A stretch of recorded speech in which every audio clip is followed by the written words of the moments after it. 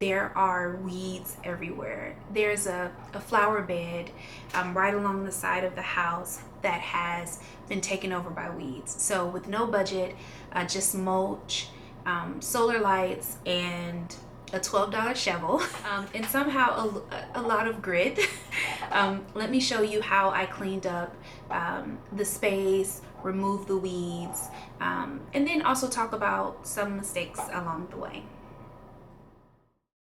Some of these are just roots that were starting to wrap around the house. Like, it was really bad. So I had to dig from different angles just to pull them up.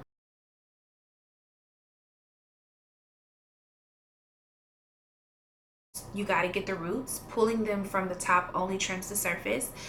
The weeds stay and they'll grow back. So you just have to kind of make sure that you're pulling through it. As you can see here, there's an area where the weed was like very, very deep. So I had to keep digging in.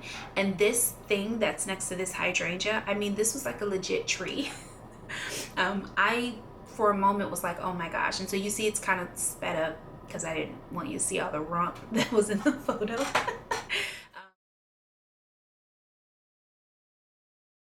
Many weeds store energy in their root systems. You try your best to remove as much roots just so that you can minimize the amount of growth during the next season. Now for mistake number one, I started to throw the pulled weeds and debris into a giant pile, which sounded like a smart idea in the beginning, but it actually wasn't. Next time, I recommend just straight from the ground to the bin. I actually had to go to Home Depot, and so I wanted to talk about the tools that I got from Home Depot. One is the poly shrub rake, so that's a smaller version of a rake, like the metal rake. Totally regretted not buying that flat edge tool because by the time I decided to do it, it was late, and I just was like, okay, you know what, I'm gonna put this here, but I'm totally gonna go back and get it and try to edge it out. It's actually really helpful, especially if you plan on getting a barrier, because you can get a barrier right along the edge of the grass, and then you can kind of put mulch or rocks or whatever it is, and then you can lay the solar lights on top of that. You also might notice that I did not lay down a landscape fabric or a weed barrier. Those are typically sheets of material you lay down to block the sunlight and keep the weeds from regrowing. But because I pulled the weeds from the root, one, I didn't necessarily think I needed a barrier.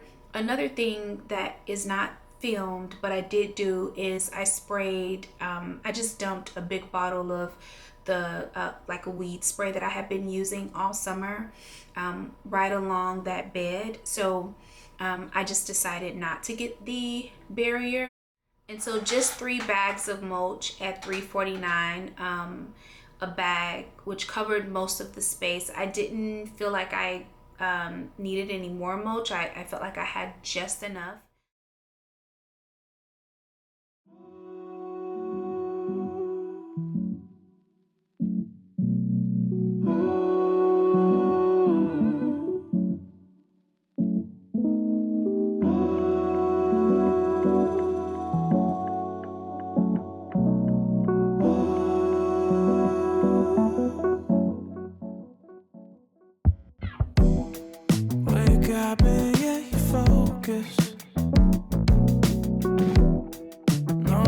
No plans tonight, and it ain't too hard to notice. So now we're moving on to the solar lights. These were super easy to assemble. You just snap the stakes into the base and they're ready to go. Suddenly making sense. Things we manifest. Never too late to change your mind. Why would I ever say goodbye? Love is so good it pays the rent. See the stop signs and the green lights telling me how I gotta move. And we're coming alive at nighttime, so catch me slipping.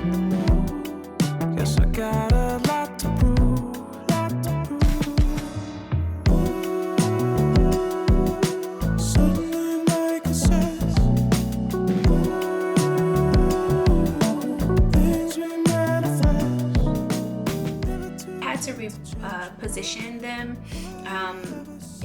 I was totally starting to regret not having that edging tool once I started, because I was like, oh, I should have thought this through. But you know, budget project, first time doing this, so it was really fun. I once I repositioned them and I added the mulch to the other side, I felt like it looked a little bit better, a little bit more uniform. And so I'm hoping this is just proof that you don't need expensive tools to make a difference. Just a bit of effort, patience, maybe a playlist, and to keep you going, and you're good to go.